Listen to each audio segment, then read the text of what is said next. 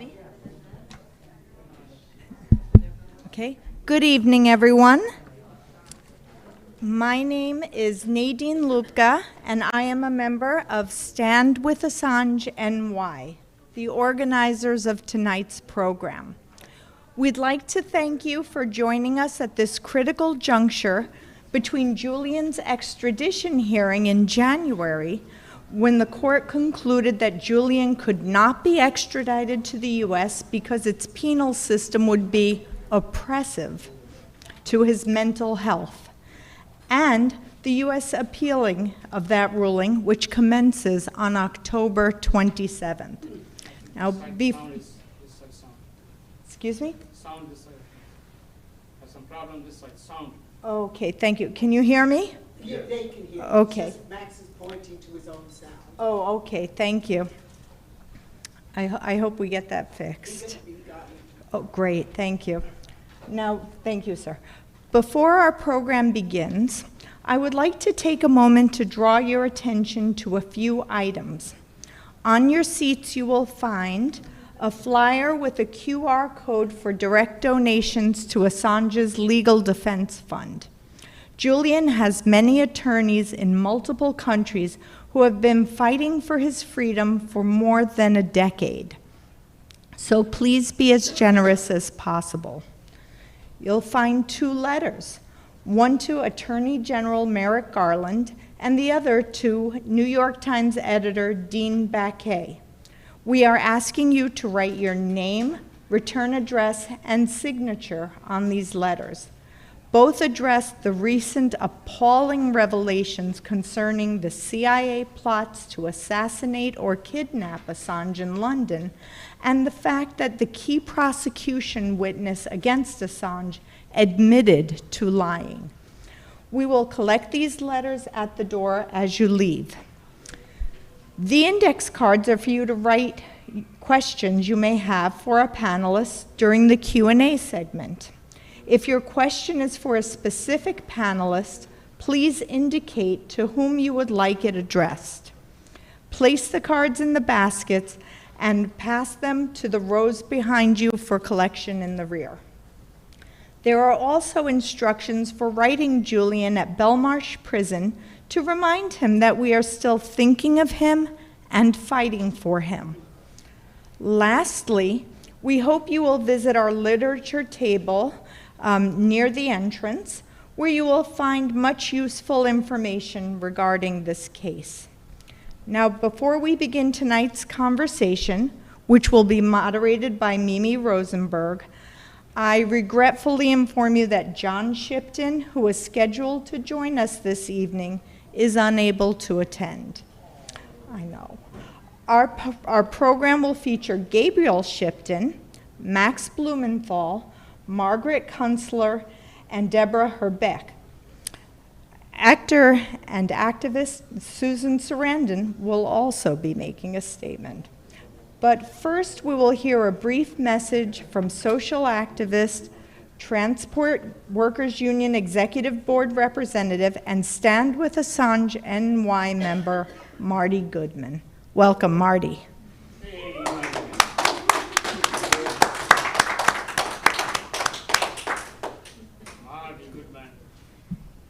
I think I know about everybody here, so hello, good evening. Thank you for coming.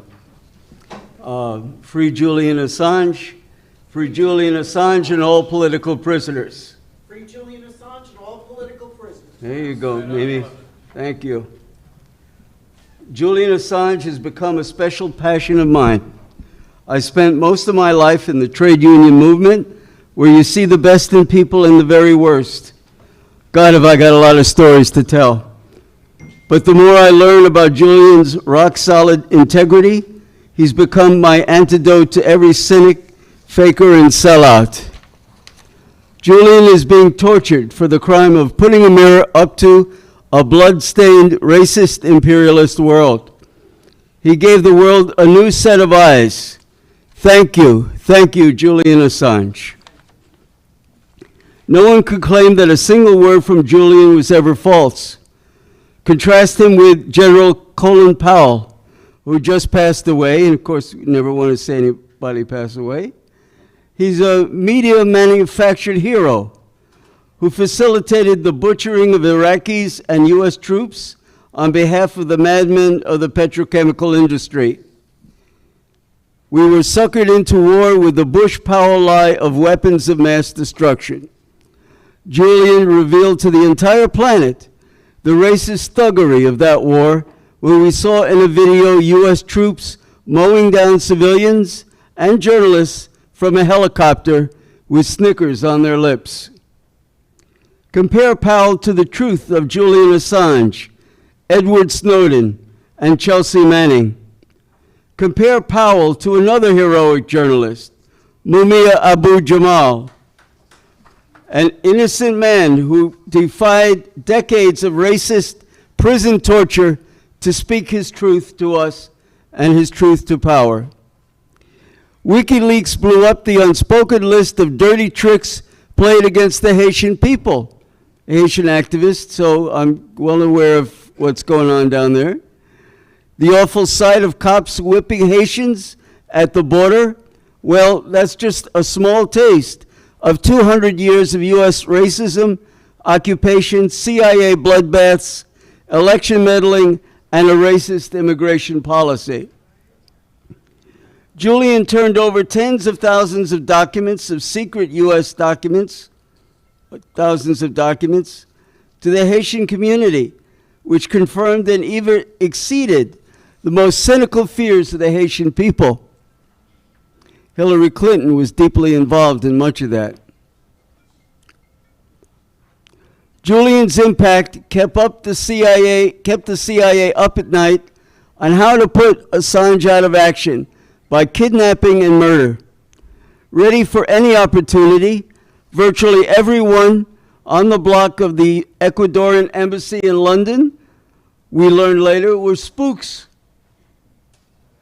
Julian's every move and conversation, even with his lawyer, was recorded on the taxpayer's dime, violating attorney-client privilege and grounds in any rational world for throwing out his case. But that didn't happen under Biden, who was so different than Trump. Even the admission by a key FBI witness against Assange that everything he said was a bold-faced lie. We could read it in the Icelandic newspaper Stundin, June 6, 2021. But even that bombshell was not enough to throw out the charges against Julian. It's a very crooked judicial system we have. I'm going to mention one other thing in a moment. But try to find a mention of that explosive story in the mainstream media. You cannot. There's been nothing in the New York Times. For some context on media complicity, Assange activists attended the sentencing of attorney Stephen Donziger in Lower Manhattan. I was there, and so was, I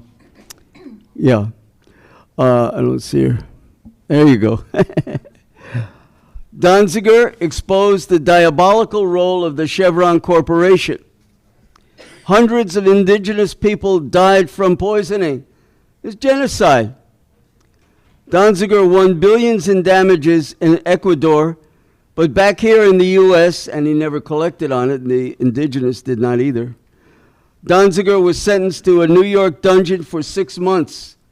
A very nasty judge. I remember her face very well. Not a word about this sentence appeared in the Times, the newspaper of record, right? Check it out yourself. Go online. On all of your seats is a flyer for a protest at the New York Times next Tuesday at 4:30. We're hoping that everyone here can make it. And please show up for that one. We want to be strong. What's time? 4:30. It's at 40th Street and 8th Avenue, right by the Port Authority. The case against Assange is the biggest single threat to press freedom in the 21st century. We demand that the Times cover the CIA and FBI scandals and join Amnesty International, the ACLU, the Center for Constitutional Rights, and 21 other civil liberties organizations who issued a call October 15th for Biden to drop the charges against Assange. Julian is an Australian journalist facing extradition based on espionage charges in a UK court on behalf of a US president. Every journalist anywhere, anytime, faces prison for exposing information considered sacred to the US war machine and the power elite. Daniel Ellsberg, hero of the Pentagon Papers, said this about Julian: extradition and his likely conviction in the United States, if that happened, quote, "He will be the first journalist and publisher to be prosecuted and convicted in the U.S., but not the last if Julian is extradited. No journalist in the world is safe from life imprisonment in the United States," end quote. Daniel Ellsberg. Please join us Tuesday. You can also join our vigil each Wednesday at Grand Central Station. More modest affair, but very valuable. Come if you can. It's a good way to talk to people and hand out literature who are there from every corner of the world. It could be quite amazing. Before you leave tonight, check out the table for more information and other ways to help. It's right over there.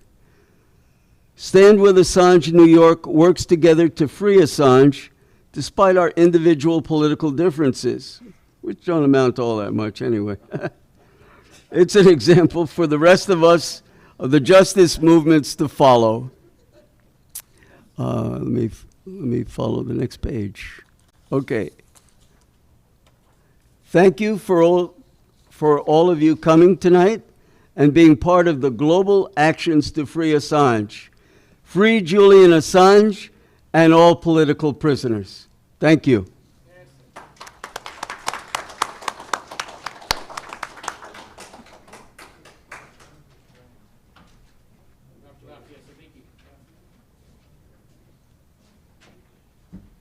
Thank you, Marty. Okay. Mimi Rosenberg is an attorney with over 30 years' experience in the, can you hear me? I'm sorry. With over 30 years' experience in the practice of poverty law at the Legal Aid Society, with an interest in how the plutocracy exercises control of the populace by race and class through its city planning and housing development processes. Mimi was politically schooled in issues of self-determination and white supremacy during New York City's struggle for the community in the 1960s. Domestically, she has worked for prison reform, freeing political activists, and for prison abolition. She co-founded the New York Support Committee for the Black Panther Party and the Black United Front Support Committee. Abroad, she was a Veceremos participant, worked with the United Nations Committee Against Apartheid, and acted as an election monitor during the 1994 elections in South Africa. She hosts Equal Rights and Justice and Building Bridges, the longest running and oldest labor radio show in the country on BAI Radio. Please welcome Mimi Rosenberg.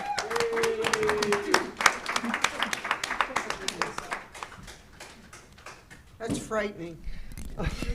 First of all, this isn't a forum. It's a rally. It's a support rally. So we got to have a little bit more energy. We got to have a little bit more support. So we're gonna free them all, right? We're gonna free. Who are we gonna free? Julian Assange. Come on, a little more spiritual fervor. Who are we gonna free? Julian Assange. And we're gonna free all the prisoners. All political prisoners. We're gonna free all. That's right. We're going to free them all, and good God, we're going to get rid of prisons. Abolition. We got to free them from Rikers Island as well. So thank you for being here. And I have to say I am honored because I do recognize 90% of the people here.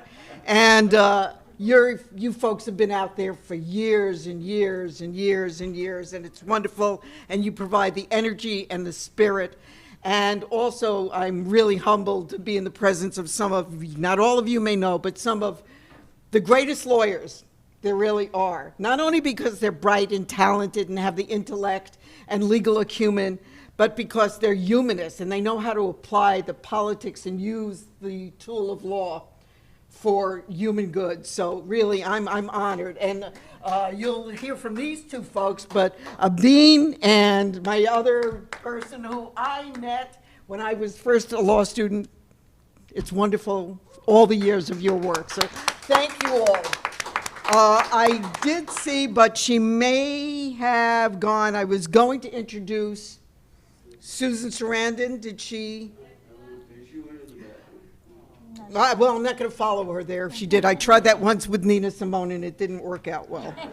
Literally. You know, it's, but I will tell you that you should know, not because she's just, you know, great at her craft as an actress, but it really is nice. What I was asking her about is what's happening with Hollywood and how difficult it is for Hollywood today to do what the Ossie Davises did and the Ruby Dees and the Harry Belafontes and so on. And she said it's enormously hard. It's enormously hard. And so thank goodness we still have people like Susan Sarandon who are willing to commit. And I just want to say what she told me, and I'll repeat it, and then we'll really move on with this splendid program. And I asked her why she's here and why this particular issue attracts her. And she said, well, look, you've got the legislative branch, you got the executive branch, you got the judicial branch, and then you have like the fourth estate, if you will, the media.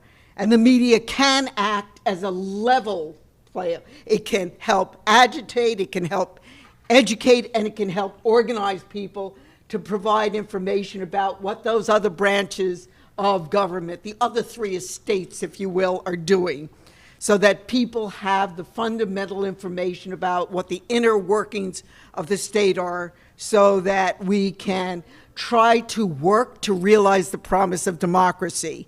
And for her, Julian Assange was fundamental, because technically he opened up access in a way that we've never had before. As somebody said, my sister over there, this is like the Gutenberg, you know, press. It's amazing what WikiLeaks, it's amazing what Julian Assange was behind in terms of process and substance.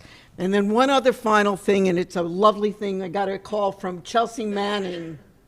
And Chelsea Manning sends greetings and is committed, and we hope we'll be here in another month so that we can continue to talk and support Chelsea Manning, who continues to pay her damn dues, literally and figuratively, for this government. So with that, I am very, very pleased to be here. And so we don't have Susan, but we do have staring at us, and they are so much more than avatars, from Zoom. We have two really great folks who are going to talk to us about the significance and importance of doing what? We're going to free who?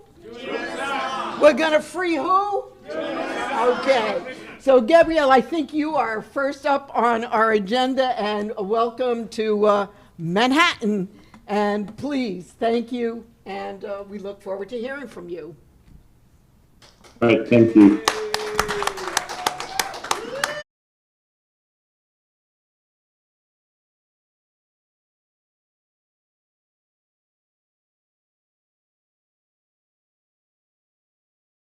Deborah, Max, you know, there's people who've been fighting for Julian for a very long time, and yeah, it's just a real honor to be, you know, sharing this stage with you.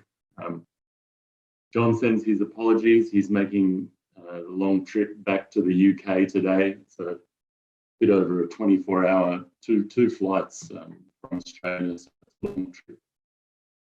My father and I were here in June as part of a whistle-stop tour of the US, and we visited 15 cities or so across the country, and were just taken aback by the outpouring of support from Americans who see Julian's persecution as a threat to their own freedom.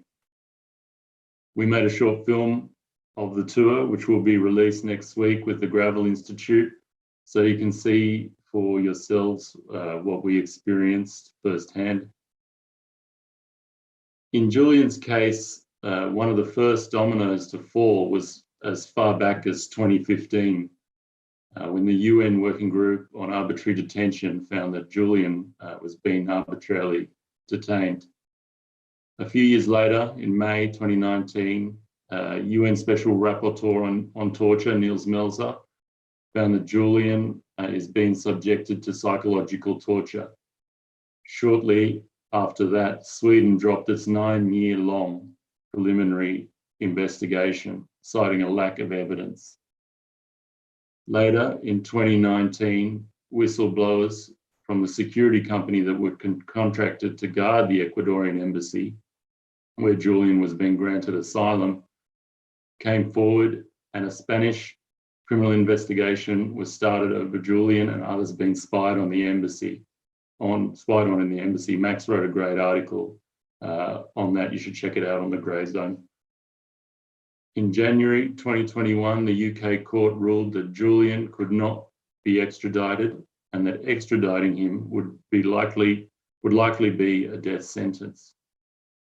Then in February 2021, all of the largest, people have mentioned this before, but all of the largest press freedom and human rights organizations in the US wrote to the DOJ on the charges against Julian to be dropped because of the threat they pose to press freedom. Then, mentioned before as well, in June 2021, another domino fell. Torderson, a key witness in the prosecution's case against Julian, admitted to lying in his statements to prosecutors, which he had given in exchange for immunity. And, interestingly, as of 2 weeks ago, Torderson is now back in an Icelandic prison. So, I think that immunity is no longer on the table. Then in September 2021, a massive investigation confirms that the CIA under Mike Pompeo plotted to kidnap and murder Julian. Going as far as the reports went as far to suggest that the current indictment stems from the need for a solution if Julian was extraordinarily rendered to the USA. Now, just last week, the Drop the Charges coalition of US-based NGOs once again called on the Garland Justice Department to you guessed it, drop the charges against Julian Assange. So next week, the High Court will hear the US DOJ appeal of January's extradition rejection. The prosecution will attack the psychiatric evidence of expert witness Professor Kopelman. This always brings to mind to me a now famous quote of Julian's from even back in 2010, where he said they couldn't pick holes in our arguments, so they would drive horses and carts through my character. Attacks on Julian's character are now emanating from the courts, and to steal a phrase from the great William Kunstler, are veiled in legality. Let's touch quickly on the plots. I know Max is going to speak about this as well, but on the plots to murder and kidnap Julian that were confirmed by 30 sources from within the intelligence community. These plots didn't go away. They exist. They have been enacted. Julian was judicially kidnapped in April 2019 and has been held hostage ever since. Nils Melzer says his persecution is a slow motion murder before our eyes. Again, the veil of legality is being used to enact the plans confirmed by the Yahoo News story. We live in constant fear that Julian will not survive. He is one of only 2 remand prisoners in the UK's harshest prison. Death is routine at Belmarsh, where 3 inmates have taken their own lives in the past year. But Julian is immensely strong and takes strength from all the support from around the world. And though he is locked in that prison, he is still freer than his persecutors. At last count, there are over 60 actions taking place worldwide this week.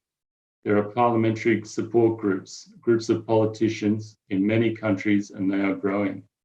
The UK parliamentary group has members from all the major parties, including the current government. The same in Germany. The Australian Parliament has a group of 28 politicians and adds one every month. Even the Deputy Prime Minister is a member. In Greece, 1/3 of the Parliament supports Julian. There are politicians supporting in Ireland, Italy, Spain, France, Chile, Mexico, where even the President routinely expresses his support for Julian.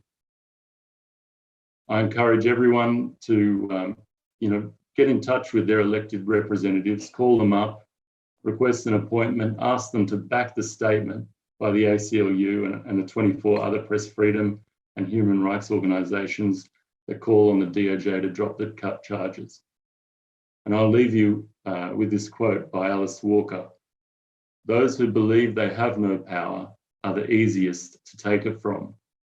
A big thank you to Marty and all the organisers, Courage Foundation, Nathan Fuller, and thanks for all coming and all your support. Thanks again.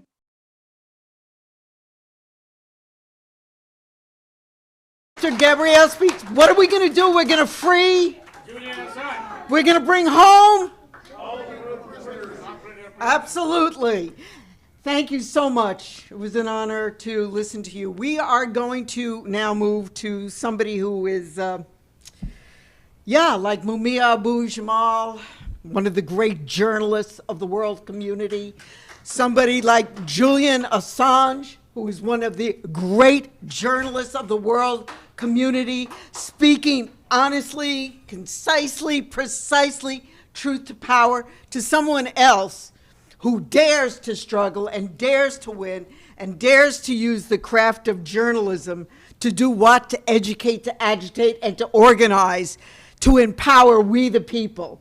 And when I think about somebody like Max Blumenthal, I can't think of anything other than describing him as courageous, and urge you to see what is one of the most important films that I think has been made in the last 20 years, and that is the Killing of Gaza.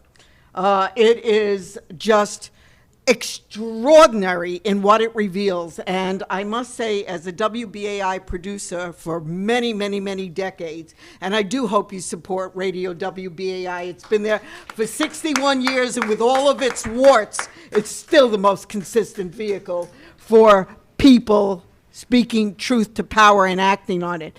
But Max Blumenthal, I kind of met in the context of doing work around Palestine. And I will say that as difficult and controversial as issues of race and class and gender are, etc., say 2 words on the issues of Palestine, and you immediately wind up getting threat upon threat upon threat. And so I particularly really applaud the courage, the dignity and the humanity, and the anti-imperialist politics of Max Blumenthal, who is the investigative reporter of investigative reporters who brought us that film. And I have to say, with all due respect to the Yahoo groups and so on that have revealed issues about the CIA plots, Max's article, which is a must-read, which was done, Max, I think, in 2020, is an absolute necessity to read. You can pull it up on the internet. They didn't reproduce it today because they, I think, ran out of paper. But get it on the internet. It really is the seminal work on the machinations of the security state to destroy Julian Assange. And with that, Max Blumenthal, thank you for the work that you do and making us a stronger anti-imperialist community, able to do the work to free journalists like Julian Assange. Max Blumenthal. Thank you so much, Mimi, for that warm introduction. Thank you, Marty, for inviting me and making sure that I was organized enough to participate. And yeah, I hope I can live up to that introduction here. Since you mentioned Mumia Abu-Jamal, I'll just relate a quick story because it really was the movement to free Mumia Abu-Jamal that represented some of my first moments participating in grassroots protest when I was a college student in Philadelphia. And I was, there were huge rallies for Mumia in the mid and late 90s when I was in college. And I remember I went to a rally and I went home with a Free Mumia sign. I walked to a friend's house with a Free Mumia sign through downtown Philadelphia, down South Street. And it was amazing to see the reaction that sign got from people around Philadelphia. Basically, cars would just stop in the middle of traffic and angry white guys would get out of their cars screaming at me, calling for Mumia to be electrocuted and killed. These were like off-duty cops, Republican guys. And then other people on the street would come up and shake my hand and congratulate me.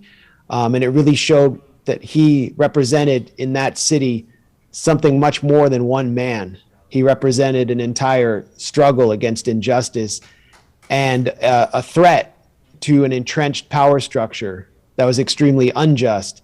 And Julian Assange represents the same thing, but in almost a global sense. He poses the same threat to the national security state that spans through the Five Eyes states, from the US through the UK to Australia, throughout this whole dimension of imperialism that's represented by organizations like NATO or the US State Department, which was exposed through Cablegate, the CIA, which was exposed through the Vault 7 leaks. And many of these people who oppose him, who loathe him, we can't reach them in the same way that we can reach police officers. Last year, there was a massive movement against police violence and racism. And it's easy to confront police directly, but it's more difficult to confront people who actually represent the economic and political forces that control our lives, that represent the media, that pull the strings of the media, that dictate the narratives. But they're hiding behind an architecture of security in air-conditioned offices. And so it's very difficult to actually scathe them. And that is really the triumph of Julian Assange, to lift the mask on what is known colloquially as the deep state, and to provide us at the Grayzone with so much material to put together our investigations and to continue to inform the public. So it's impossible to overstate the importance of Julian Assange from the perspective of protecting, preserving, and extending whatever's left of democracy in our lives.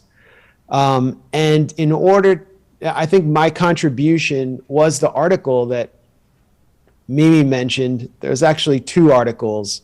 I did a follow-up about the reporters who were spied on by the CIA when they visited Julian Assange and why they have refused to even mention that this happened or took place.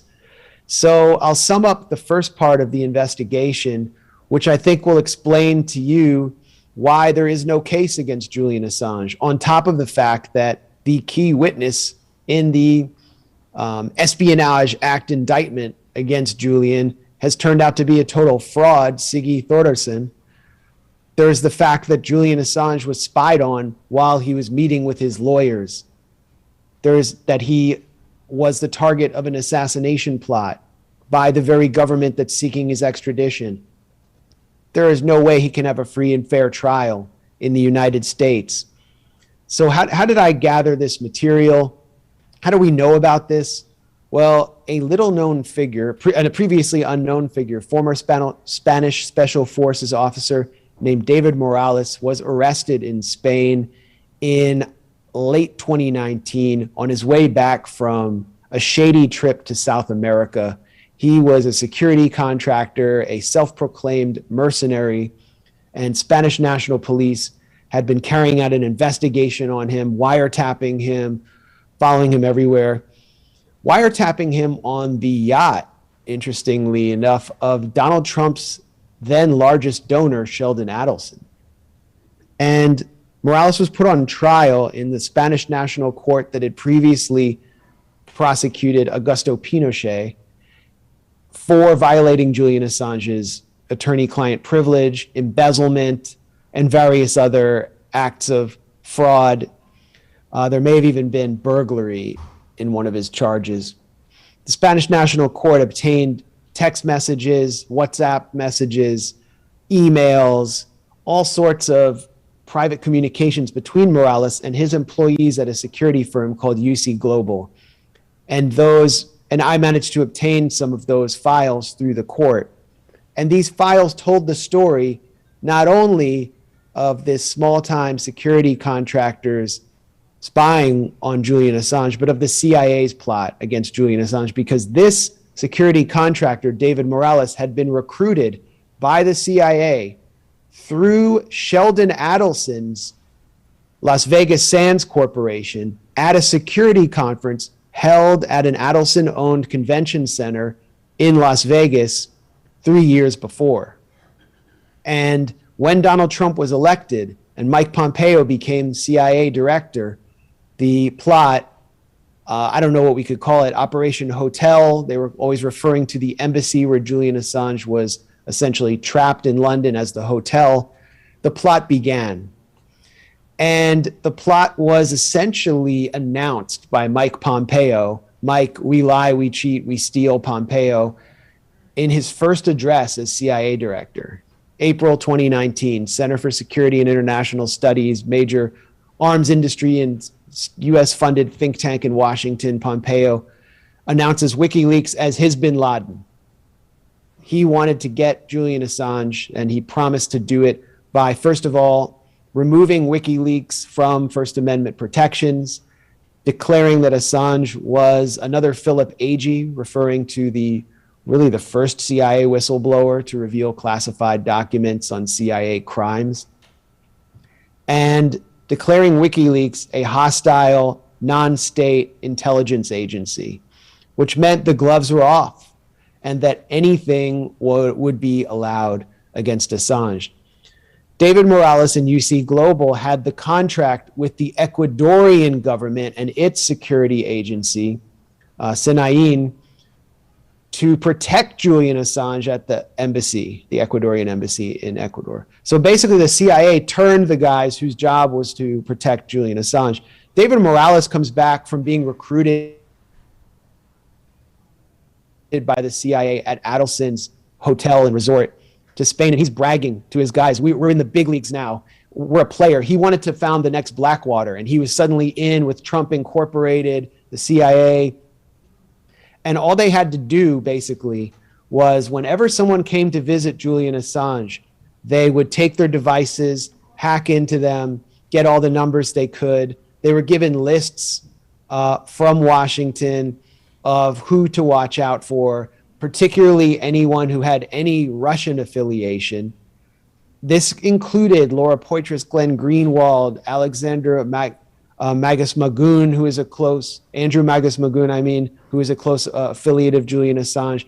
Pretty much everyone affiliated with Julian Assange, particularly Stella Morris, who, as we know now, is Julian Assange's partner and the mother of his 2 children, and members of the UC Global team at the embassy were ordered to basically stalk Stella Morris and to determine if the children that were being brought in, the one child at the time, belonged to her and Julian Assange. And to do that, one of the UC Global staffers filched a diaper, a used diaper of that child, out of the trash can, and they thought that they could get DNA from the child's feces, which actually you can't do. You actually have to have a swab. But that was the level they were going to. Then they applied a magnetic microphone under the fire extinguisher to listen to Julian Assange's conversations, particularly with his lawyers, but with all guests. When Julian Assange's friend Pamela Anderson came to visit, she wrote down her email password because Julian said that he wanted to determine if her email had been hacked into. And it was at that point that UC Global hacked into her email using the CCTV system. The CCTV system was being set up so that it could feed directly back to Washington without the Ecuadorians knowing. And I obtained documents written in perfect English from an IP address in Las Vegas at Adelson's resort, instructing UC Global employees on how to set up this two-way feed so that Washington could watch Julian Assange without the Ecuadorians knowing. David Morales, who was present to receive these instructions in Las Vegas, speaks very poor English. So this is how we knew someone was over Morales' shoulder who spoke perfect English within Adelson's organization, who was also simultaneously working with US intelligence. And I was able to determine that that person most likely was someone named Brian Nagel, who is the former director of cybercrime for the US Secret Service, which, I mean, we all think of the Secret Service as guys who walk around with mirror glasses and, you know, they're talking into their sleeves. They're also the top, agency investigating computer or cyber crime. And it was Nagel who would have developed the tools early on that the US government used initially to target WikiLeaks.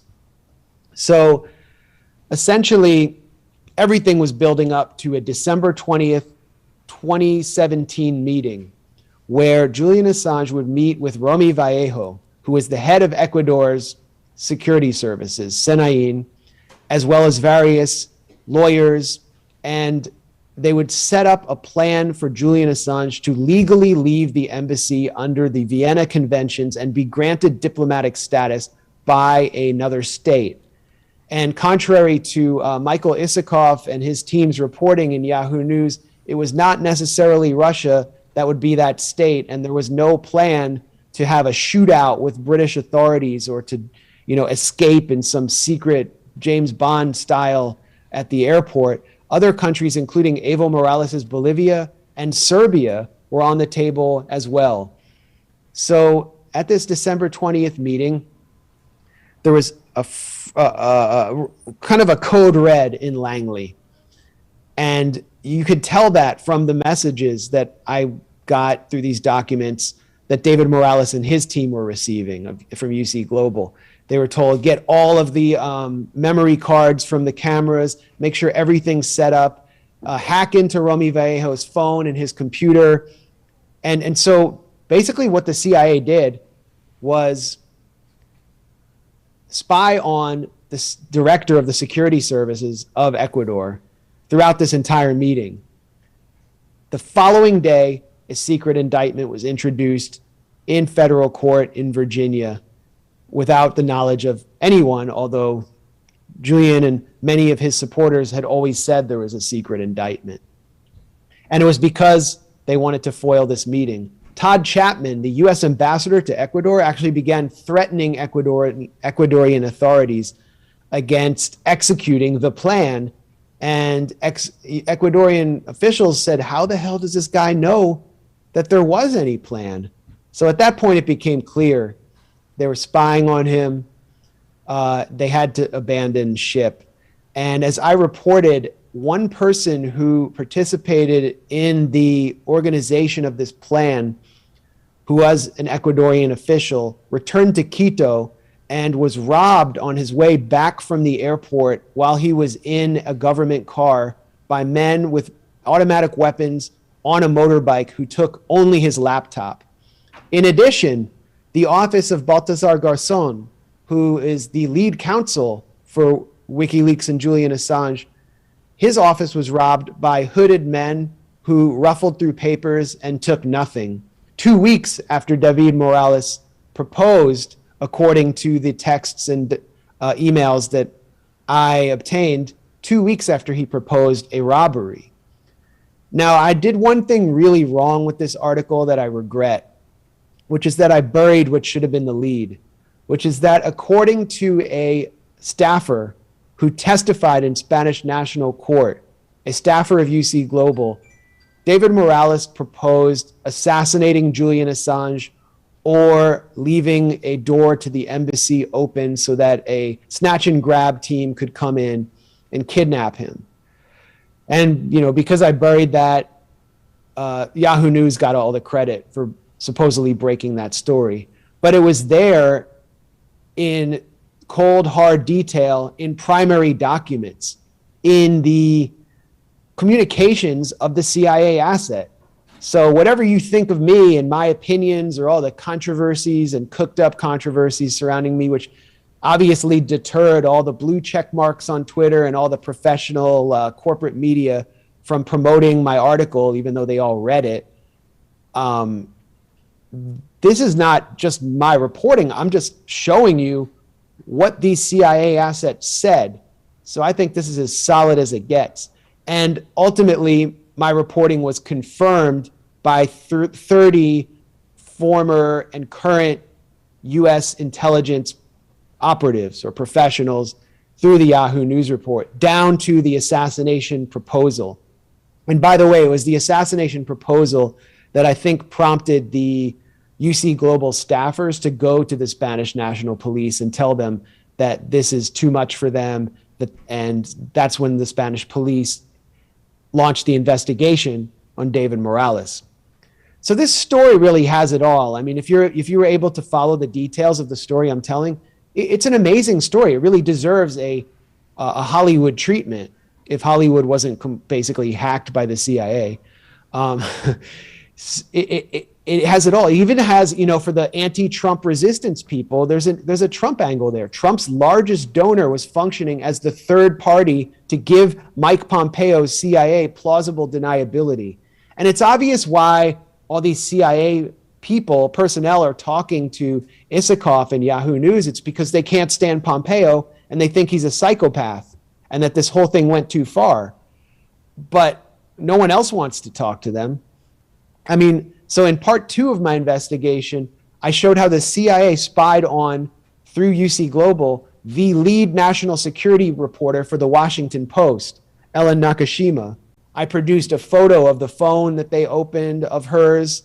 I produced the memo they took when they logged her in, and all the instructions. They tried to take her voice recorder, but she somehow refused. I went to the Washington Post. I went to her. I wrote her an email and said, all of this happened. It happened. Why haven't you said anything? Same with Anthony Lowell Bergman, who has reported for PBS and New York Times. He was spied on, had his devices taken by CIA assets when he went to meet Julian Assange. He hasn't said anything either. Really, one of the only reporters who's been saying anything is Stefania Morizzi from La Repubblica, who's been doing some of the best work on the attack on WikiLeaks and whose devices were hacked into. And she's actually tried to file a civil case against UC Global in Spanish National Court. And none of these other journalists will join her case. They don't want anything to do with it. We should remember that the Washington Post is owned by Amazon, which has a $600 million cloud computing contract with the Central Intelligence Agency. Amazon said, we look forward to working with the CIA when they ink that deal. So the Bezos Post is kind of got a conflict of interest here. We should also remember that the New York Times and the Washington Post cheered on Julian Assange's arrest in April 2019. Mr. Assange's case could conclude as a victory for the rule of law, not the defeat for civil liberties of which his defenders mistakenly warn, wrote the Washington Post editorial board, which is just like a collection of discredited neocons. Then they even demanded, the Post clamored for Julian Assange's extradition to the US. And they said that they hoped he could be coerced into being a cooperative witness on the Russiagate saga, which is itself discredited. But, casting aspersions on Assange as a kind of Russian asset and basically suggesting that he should be tortured into confessing something. This is the Washington Post, where they say democracy dies in darkness. The New York Times also cheered on Julian Assange's arrest. The Trump administration has begun well by charging Mr. Assange with an indisputable crime.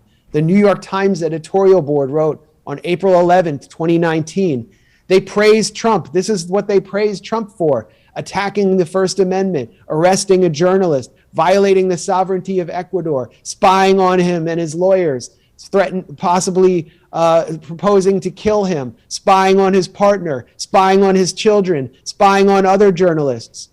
This is what the New York Times praised Donald Trump for. And so this should be in your mind when you protest at the New York Times building.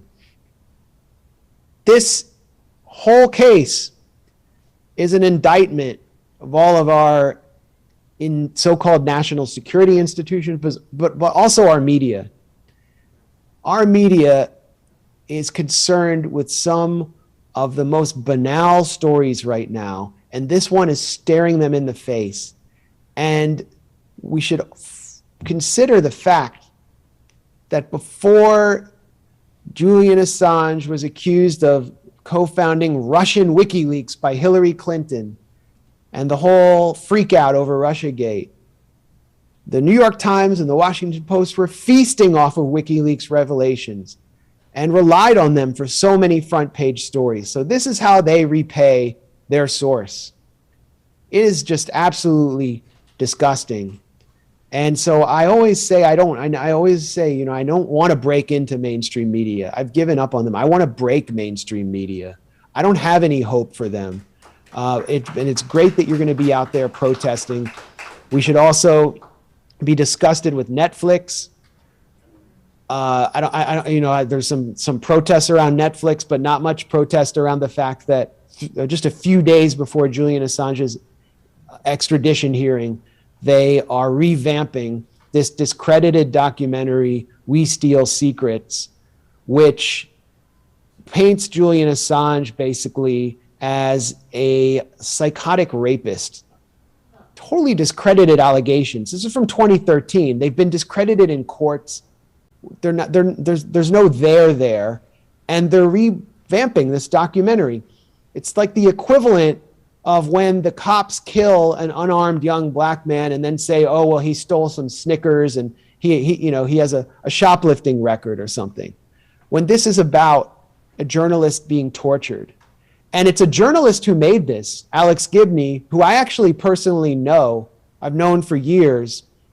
And rather than actually being magnanimous and principled and standing up for just the First Amendment, whatever he thinks about Julian Assange, he had to sign off for this with Netflix, whose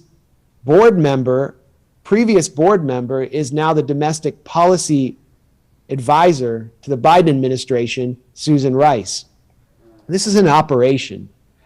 And just in closing, I want to point to another case that is very troubling in light of Julian Assange's potential extradition. And it's the case of Alex Saab, who is a Venezuelan diplomat, a Colombian national, like Assange, not a US citizen, who was just extradited to the United States and put on trial before a biased judge in a Florida federal court for money laundering. Did Alex Saab commit money laundering? No. A Swiss investigation found that there was no money laundering in his business. So what has he done wrong? Alex Saab's job was to go around the world and find contracts with countries and companies to supply the Venezuelan people who are under US starvation siege with food for a program that feeds 3.5 million families in Venezuela called CLAP. He was also finding construction materials, and construction equipment to help Venezuela maintain its housing mission, which provides free housing to 3 million families, a majority of the Venezuelan population, if you consider how many people are in each family. What was Alex Saab doing wrong? He was violating US sanctions. He had found out a way around US sanctions to continue to keep the Venezuelan people alive and from starving. And so he's been kidnapped. He was kidnapped while his plane touched down to refuel in a US puppet state, Cape Verde. And he's been taken to Florida after a year of torture, very similar to what Julian Assange has endured. And so the Biden administration is essentially saying that we are the world police. We can kidnap people who are not US citizens and put them on trial in the United States for laws that they never broke because international law doesn't apply here. It's just the rules-based order, what Anthony Blinken and Joe Biden call the rules-based order, which is actually mafia rule. What they're saying is, we make the rules and you follow our orders. And so we need to stand up and defy the rules-based order by asserting international law and by asserting the Constitution, the First Amendment, and our basic belief in the core principles of WikiLeaks, radical transparency, because they truly were an intelligence agency for the people. So thanks again for having me here, for putting on this event. I hope this was informative, and I hope this will inspire the protest at the New York Times building, which is much needed. Max, tell us again the name of the article so people can further reinforce what you've been saying. It's really, really deep, cogent, profound. What's the name of the article, Max? The first article is called The American Friends. It's at the grayzone.com, gray with an A. The American Friends New Court Files Expose Sheldon Adelson's security team in U.S. spy operation against Julian Assange. And then the second article is Mainstream U.S. Reporters Silent About Being Spied On by Apparent CIA Contractor That Targeted Assange. I used to have to say apparent because it was like, you know, okay, it might not be true, but it's obviously a CIA contractor. I don't know if there's anywhere I can post them related to this event. I'll do so. They're readily available on the internet. If you just Google them, they'll come up readily. So, which is good. And of course, you have to continue to support the Gray Zone. And absolutely, Max is the editor-in-chief of the Grayzone, Max Blumenthal. And make sure you also pick up his articles relevant to Venezuela and the efforts of the U.S. towards regime change there. One of the great we have some resources about reporters. Alex Saab on the site as well, if you want to learn more about that case. But these are all part of one U.S. global regime that it sees anyone who challenges it as prosecutable. So we have an article explaining that phenomenon. That's basically, if you look up Alex Saab, Julian Assange, and Meng Wanzhou, who is another non-U.S. national, a Chinese citizen who was essentially kidnapped under U.S. orders and held, that's also useful. I don't have the headline in front of me, but it's worth understanding this in a broader perspective. Thanks. Thanks. You. Again, Max Blumenthal.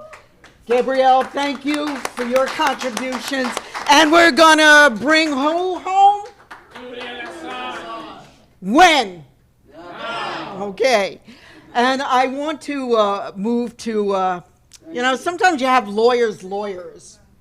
I don't know what else to say about, one of the first major pamphlets I read that gave me some sense of what it meant to be vulnerable and how to respond if they came knocking on our doors, which is part of what we're talking about throughout this evening, was Margie Ratner-Kunstler, who I think is one of the great constitutional lawyers, one of the great humanists, one of the people who is able to apply law in the service for people, is very much involved in the issues of WikiLeaks and freedom for Julian Assange, and has been for decades and decades. And so, Margie, it is an absolute pleasure and an honor for you to pick up the politics, talk to us about and lay the basis for also the legal case, because one of the things we have to remember is, my goodness, right? They're using the Espionage Act. They used it on, who else did they use it on? Of course, Daniel Ellsberg and so on. But Margie's going to lay out some of the, I think, the legal basis for, and understand the politics of the machinations of the use of the law by the state. And by the way, it's not Trump now, right? It's the neoliberal state. It's the neoliberal state that continues. So we have to understand that. And I can't think of anybody better than our two sisters here, but we'll begin with Margie Ratner Kunstler.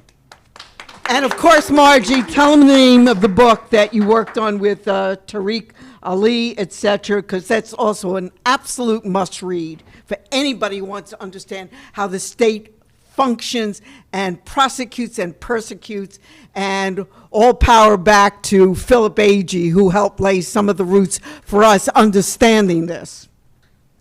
Do you want to speak from here, or? No, if it's okay, I have my notes here, and it would be easier for me to speak from here, and thank you so much for that introduction. She's going to scream it out, don't worry. Yeah. Can you hear me now? Is this on? Okay. Can you hear me now? Okay. So, I happened to visit Assange the same week in April of 2017 that Pompeo made his famous statement. And I was baffled by it. I didn't have any idea what a non-state intelligence group was, and that was the label that was given to WikiLeaks. And I was baffled. Julian, of course, was not baffled. He understood immediately what that meant. He understood immediately what it meant for WikiLeaks, and he knew that it was a declaration of war. And he was very clear about that. And as he is, the clarity of his vision is one of the things that we all have to step back at and understand what has gone on here. I mean, he's been accused of things that were so correct. I mean, he knew that there was an indictment coming, so he knew he had to get into the embassy. And what happened was he was accused of being a person who was fearful and had no self-respect, and he was just running away.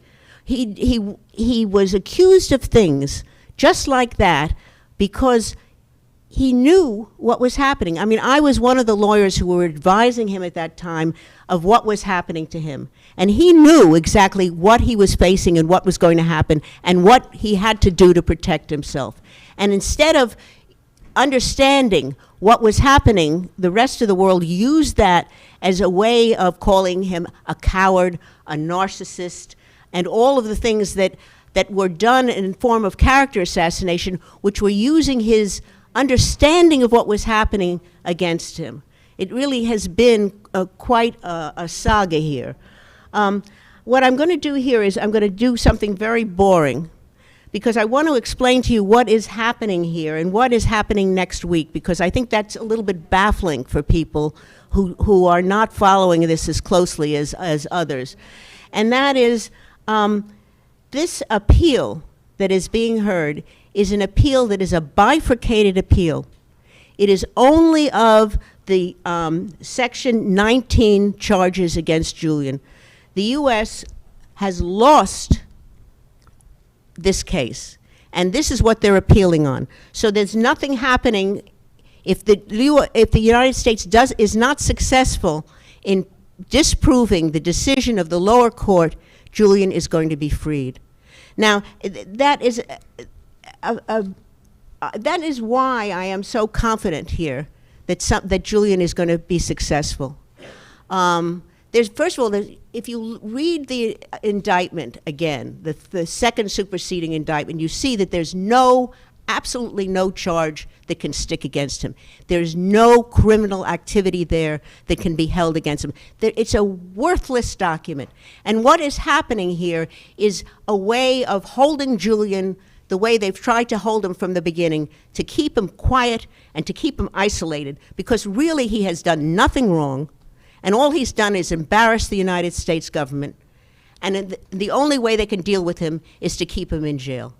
Now, ultimately, they're not going to be able to do that. And he's going to be successful. And so when we talk about what's happening next, I'm confident that Julian is going to be successful here.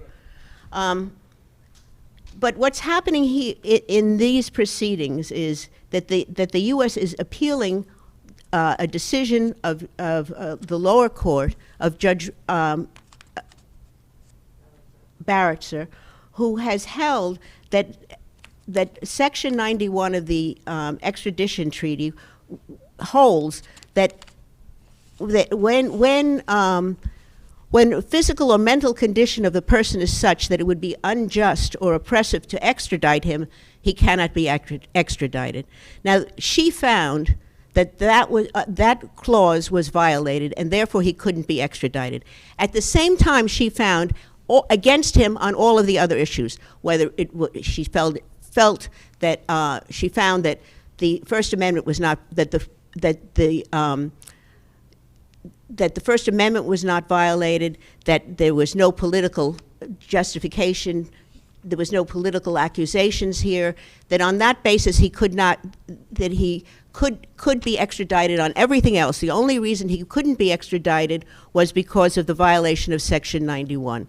But all of those things that he was denied are still existent.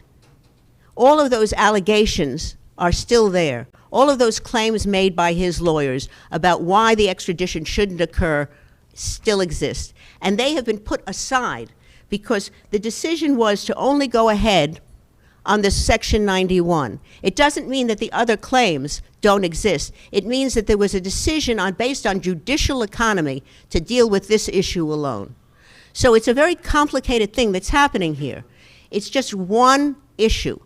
And if the United States wins on this issue, there are all of those other issues that can be brought up again.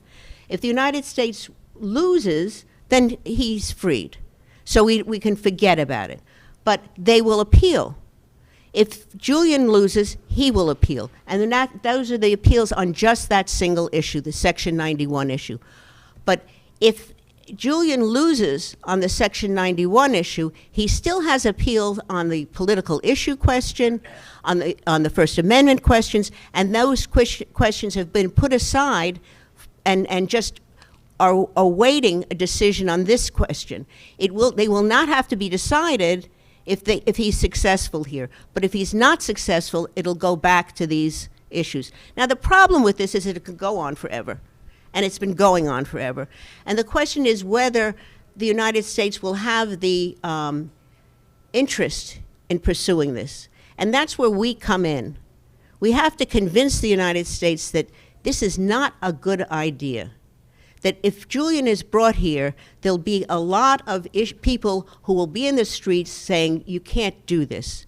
And it'll be a very unpleasant experience for the Biden administration. And I think they have a sense of that, because I don't think they really have made a decision about whether they're going to go ahead with this, because they step back and then they move ahead. For example, they didn't take the appeal on, they filed an appeal immediately when they lost, but they didn't try to expand the two issues that are up for question now.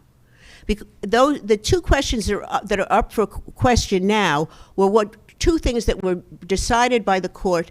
One was that she accepted the testimony of the psychiatrist and understood why he failed to mention Stella Morris or the children, and reviewed that and decided, well, he was still a valid witness, and she accepted his testimony. They are now challenging that. The other thing that they're challenging is the finding that United States prisons that will not be a place that Julian Assange can survive in. Now, their question on that one was to raise the issue that they weren't given a proper opportunity to raise the alternatives of incarceration. So the court now that is going to hear the two issues is going to hear, number one, whether the psychiatrist who testified, whether his testimony should be accepted, and number two, whether the U.S. can make sufficient promises to make it possible for Julian Assange to survive in the U.S. prison system. Well, I think that the first question is a question of fact, not of law. Both of these questions are questions of fact and not law. So you're going to an appellate court to make a ruling of law on factual issues. What I think if things happen the way they happen here, and I'm not sure that things happen in the same way, but the only thing that the court can do is to send the issue back to be re-reviewed by the court below, to make a factual determination. Because these factual determinations, one has been made that the psychiatrist's testimony should be considered. Well, the U.S. wants to raise other aspects that perhaps they didn't raise before. But they can't do that on an appellate level, because the appellate level is a question of law, not of fact. And in the second instance, whether the U.S. can make a valid promise to protect Assange and to prevent him from being suicidal is an absolutely ridiculous one, because we see over and over again, I mean, I've had that experience personally. When you ask a court to make a promise on sentencing that a person will be held in a certain type of prison or a certain prison, what I've been told is the judge always says, oh no, I can't make that promise. I can make a recommendation, but the decision has to be made by the prison, by the prison authorities, and I really cannot enforce it. And in fact, that's the truth, and that's what we saw in the Hale case very recently. Hale was made promises about where he was, not promises, the judge requested that he would be held in a medical facility because he has PSTD, based on the fact that he was in charge of sending drones to kill people, which was upsetting to him, and we could understand why. And that was what the information that he gave up was what he's being charged for, was revealing the drone killings that he revealed. So the judge said, well, okay, we can understand why this man is suffering, and we think he should be in a medical institution. Well, do you think that that's what happened? No.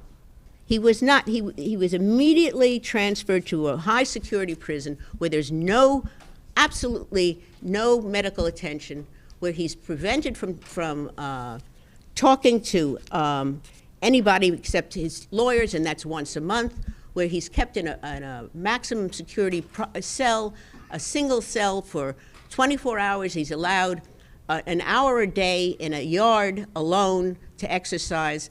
I mean, it's just the opposite of what the judge had suggested, and the promise made was not kept. And so the U.S. cannot possibly come forward and say, we promise that Julian will be protected. It's just not something that they can promise, and it's not something they can do. And this is a question of fact. I think that I don't know that an appellate court can make that decision, and I'm not sure how they function, but it does seem to me that if anything, if the judge has a doubt about this, he has to send it back to the trial court to review as a hearing and not decide then and there, because it's not a question of law, it's a question of fact. And the same thing has to do with the psychiatric evidence. Now, you have all of the other arguments that this judge, that Baratzer refused to rule for Julian Assange and ruled against him on all these issues. All of these issues will still exist and still exist. They were just put aside for judicial economy. They were appealed.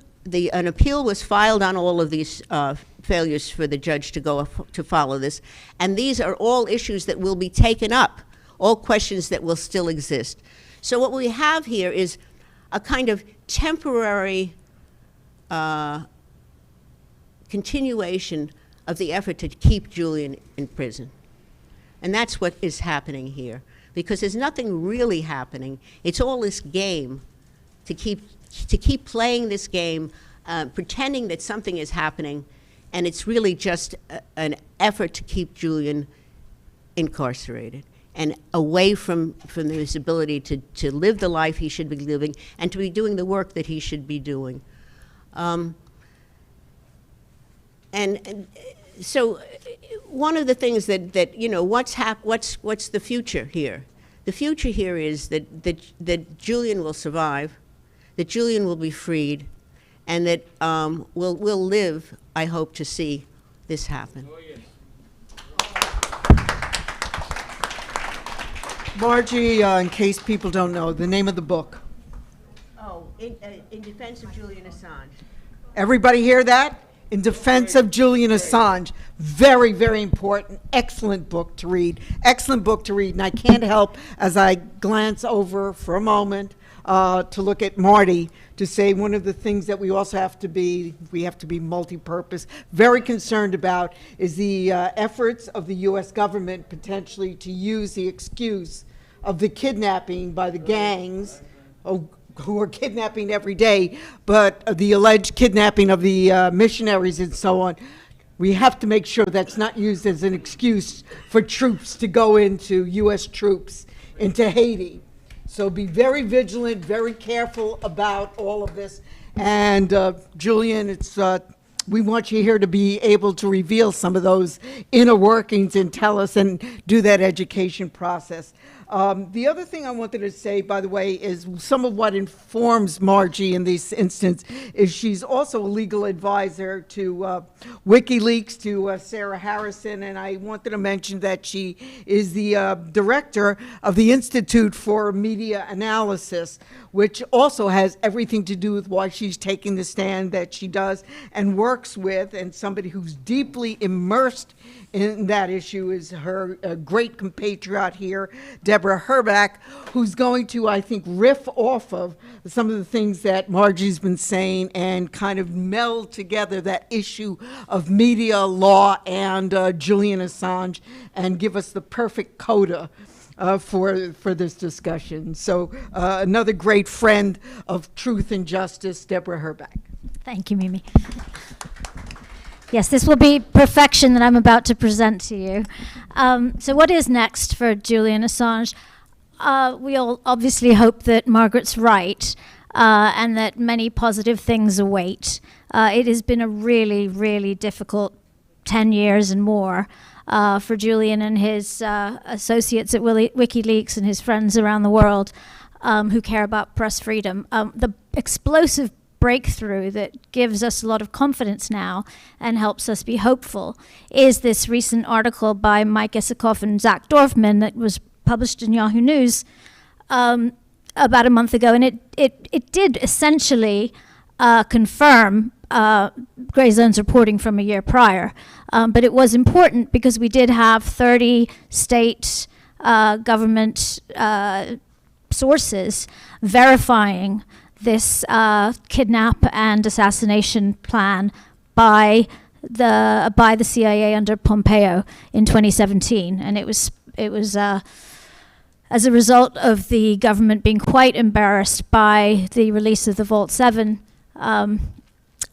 documents. But in any event, it's noteworthy that these were released that this report came out just a few weeks before the hearing next week, which is so critical. And so it's very, very fortunate that this came along at this time. So what really concerns me as a media lawyer is why people don't seem to care that much about what's next for Julian Assange. And it's been a struggle for me in my personal and professional life to get people as energized about this issue as I personally am, and many of you who are here now are. We need to care about what's next for Julian Assange because it impacts what's next for us. We need to care because if the government succeeds in bringing Julian to the United States to face criminal charges just for publishing truthful information about war crimes, that's the end of meaningful press freedom. That's the end of government accountability. That's the end of investigative journalism because it's then, by definition, criminalized. Still, so many people don't really care about the fate of Julian Assange. And why is this? It seems to be largely due to the success of the long-running character assassination campaign that began almost as soon as WikiLeaks broke into the public's consciousness, which is with its release of the Afghan war diaries, the collateral murder video, and so many other materials that it received from Chelsea Manning, the brave whistleblower that provided this information. This type of exposure of war crimes by the US and UK governments has had to be discouraged. How to do this within the context of a free press? It can only be accomplished by delegitimizing the messenger. And the media, of all institutions, the fourth estate, whose job it is to hold government accountable, has been consistently complicit in the selling of the story of Julian Assange as a threat, Julian Assange as a Clinton hater, Julian Assange as a cat abuser. Why aren't we hearing more about WikiLeaks as a safe place for whistleblowers to disclose what our government is doing in our name? Julian Assange is a voice for transparency who exposes uncomfortable truths. Julian Assange is a truth teller, a reporter of unfiltered facts in an era of fake news. During the Belmarsh tribunal today, Jeremy Corbyn spoke of the astonishing gullibility of the people who, against all evidence to the contrary, believed the story of Saddam Hussein's weapons of mass destruction as a pretext for war. The gullibility of those who bought the ridiculous tale that Iraq should be held accountable for bin Laden's attack on the World Trade Center, not our friends the Saudis, whose nationals actually flew the planes into those buildings. And while we're talking about the Saudis and its treatments of Assange, has the US acted any better than the Saudi crown prince who made an example of the journalist Jamal Khashoggi, who had the temerity to print the truth by chopping him to pieces? Julian Assange has been held in a maximum security in Belmarsh for over 2.5 years. Having toyed with the idea of assassinating him, of kidnapping him and renditioning him, of droning him, the US government is still, even with the supposedly high-principled Merrick Garland at the helm of the Justice Department, actively working to bring Assange to the US, where he will most certainly die in prison if they succeed. What does this mean for the future of press freedom? How confident are other publishers and journalists when they consider writing and printing articles that threaten the interests of the U.S. military-industrial complex? Isn't the U.S. government making an example of Julian Assange in much the same way as the Saudi government made an example of Jamal Khashoggi? And why are progressives and so much of the media falling into line? So how did the U.S. government succeed in turning Julian Assange into a pariah? A man who, for a hot minute, was something of a rock star in the wake of WikiLeaks' spectacular disclosure of U.S. and U.K. war crimes that made Abu Ghraib look like a summer camp. Well, this is how. The government used the corporate media to do its bidding, and the public lapped it up. They lapped up the misinformation campaign, the character assassination of Assange, unquestioningly. Respectable journalists turned themselves into knots to distinguish themselves from WikiLeaks journalists.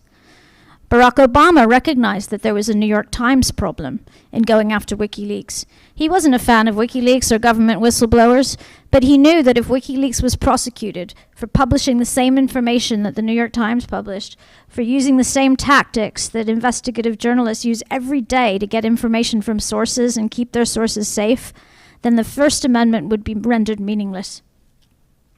Still, a deterrent for whistleblowers and the journalists who give them a platform had to be deterred. Look how they managed to turn the public, that reliably gullible public, against Julian Assange. Somehow they convinced Democrats and many progressives that it was WikiLeaks' fault that Donald Trump became president in 2016. The corporate media fell into line.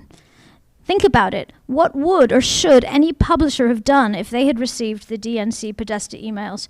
Were they accurate? Yes. Were they newsworthy during a presidential election? Certainly. Would they have sat on them?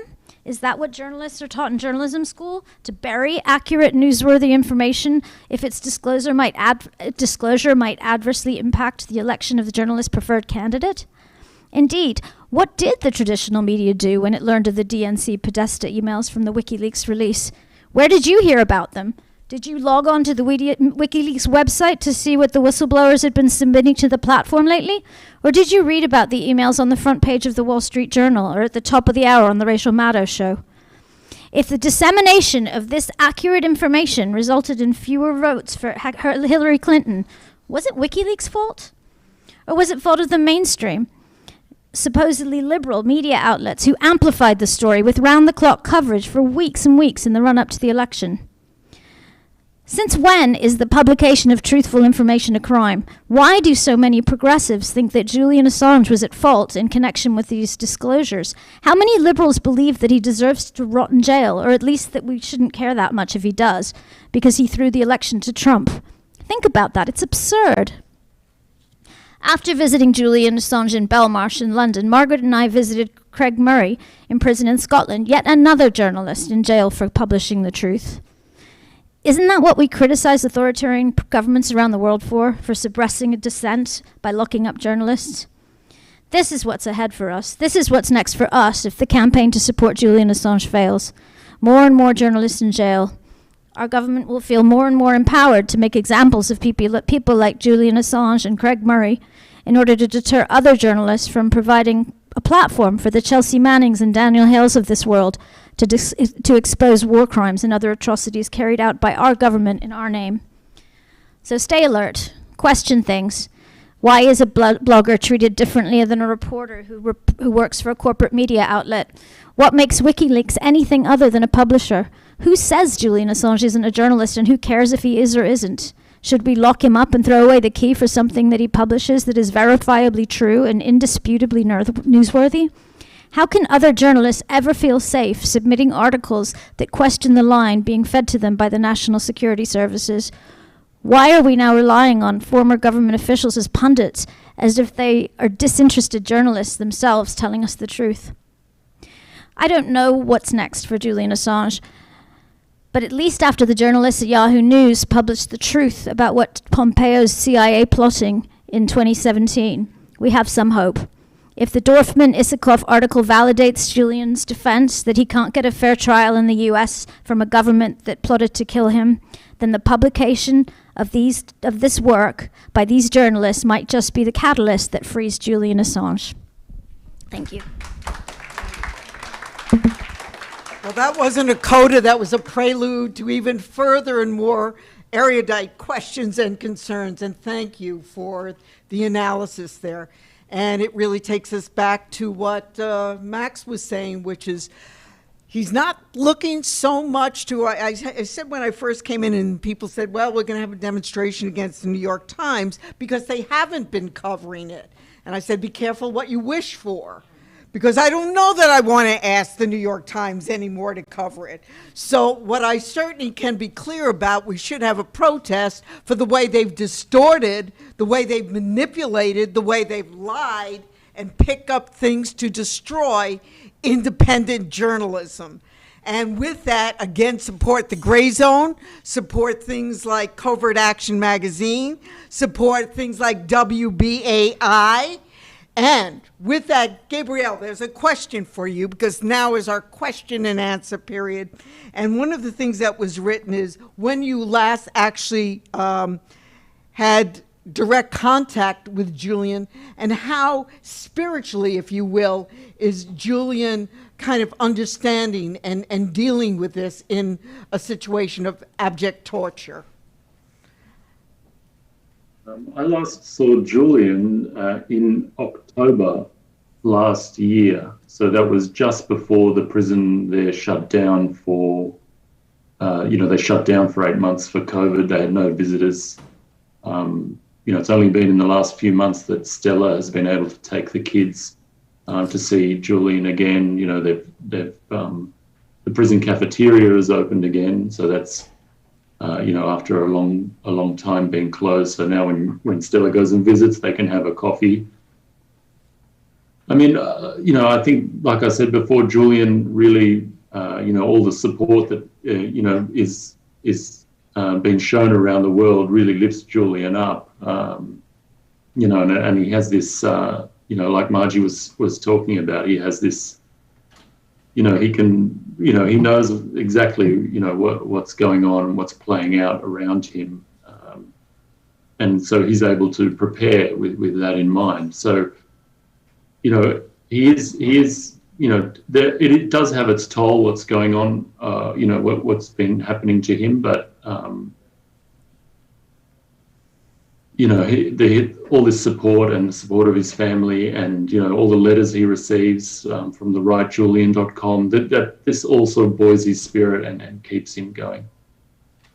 And part of that also that was asked was, you've been traveling all over the world, raising support, and the question here was, are there areas where support for Julian is especially strong, either at the grassroots or the parliamentary level? And if so, how do you account for that? And perhaps the reason for asking that question is so that we can learn how to continue to build and strengthen our movement here.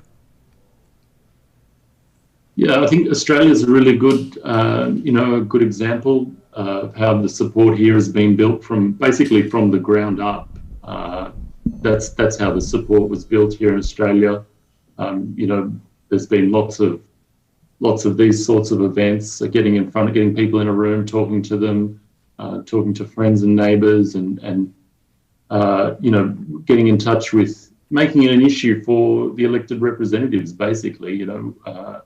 Just recently in an electorate near, a district near where I live, there was a group of people who got together. They put together a petition, all from people within that district. They took it to that district's representative and said, this is something we care about as voters in your district, and we want you to join the Support Julian Assange parliamentary group. So they presented that petition to that, the equivalent of a congressperson, and that congressperson took that petition and was able to, go to the Support Julian group and join that group because, it's what their electorate wants from them. So I think that's sort of very basic, exercising our democratic rights. That really, I can't emphasize the importance of that enough. Thank you. And by the way, I do want to refer people for it be, we run on spirit, we run on energy, we run on humanity, but we also need a couple of bucks. We've always had to support our own movements. So if people have the stamina and capability to go deep into their pocket and pull out those ugly dead prez and put them in the basket, which will be circulating here, that would be very much appreciated.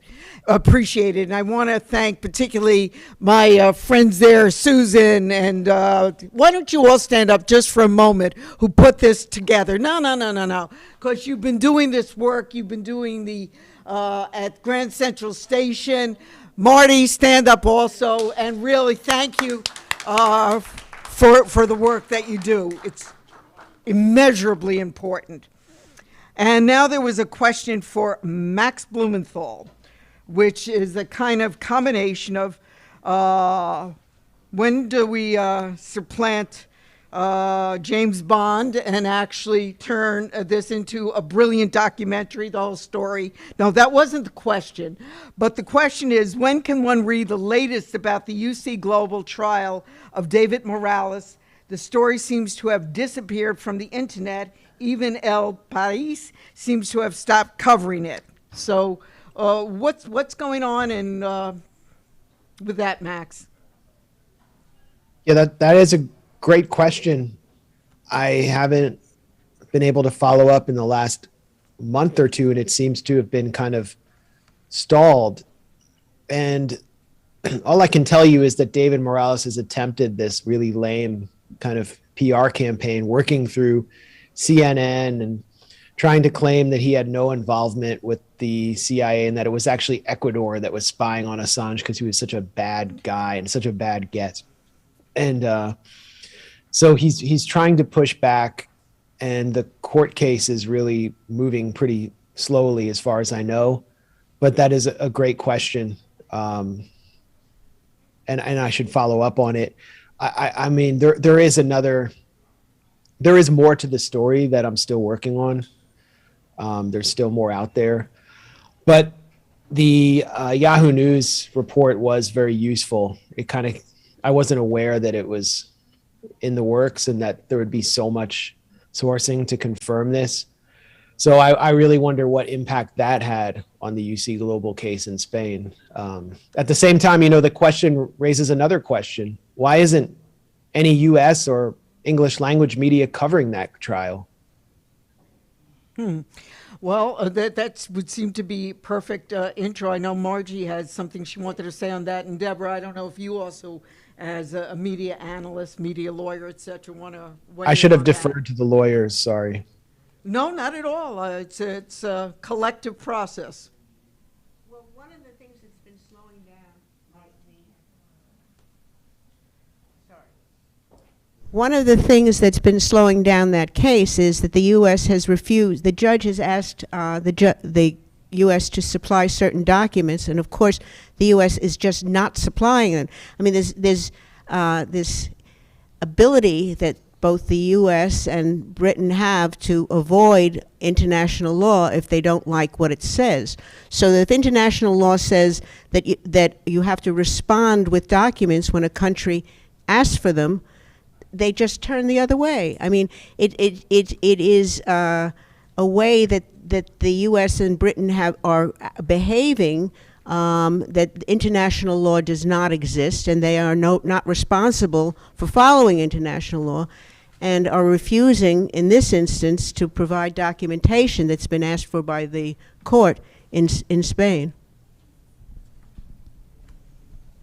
Yeah, actually, I kind of left this out, but in September of 2020, the U.S. Department of Justice issued a letter, as Margie said, to the Spanish judge overseeing the trial, basically saying they will not cooperate. So I think that was the Trump administration, and Merrick Garland, I don't think, is cooperating either. Deborah, yeah. I think it's really important we start paying more attention to the UC Global case. It really is astonishing what's been going on. Many U.S. lawyers and U.S. journalists, as you heard from Max, were spied on, essentially by our government. It was in the Ecuadorian embassy in the UK by a Spanish surveillance company. But it appears to have been financed by Sheldon Adelson, and the information they collected was sent straight to Langley. This is pretty horrific. I mean, as one of the lawyers who visited Julian on occasion, and all of his legal team did, and he had many lawyers, and there were obviously over the 7 years that he was in the embassy, a number of journalists that went. It wasn't just, we gave in our passports and our computers and our laptops at the door. We thought for Julian's security. We thought it was just a regular, when you go to court, you give up your cell phone, that's just what you do. We didn't think, naively, we didn't think that they were literally pulling off the backs of the cell phones and downloading the information and sending it all to Langley. And that's what they were doing. There's videos, their own surveillance footage that was revealed in discovery in the Spanish case shows that the actual security guards were on orders from whoever was giving them the orders, literally downloading confidential information, not just about anything to do with Julian or WikiLeaks, but any clients any of us may have been representing, any sources that journalists who visited Julian may have been speaking to, and sent all that information to Langley to figure out what to do with it. I mean, it's just appalling. It's appalling. How is that not an outrage in this country? So we need to pay a lot more attention. We're not being told what we need to be told, and we need to go out and find it. One of the questions that wasn't written down but was whispered to me, I think goes to Max in some ways, since there's been so much discussion about Sheldon Adelson, who of course is an ardent Zionist and one of the major financiers of the development of housing on the West Bank, et cetera, the settlements, and grand advocate of ethnic cleansing, et cetera. So where does Sheldon Adelson, where does, if anything, he fit into in terms of potentially, if they do, Israel or, the state power there fit into this, rather than just Sheldon Adelson as a kind of employer of our Spanish wannabe Eric Prince?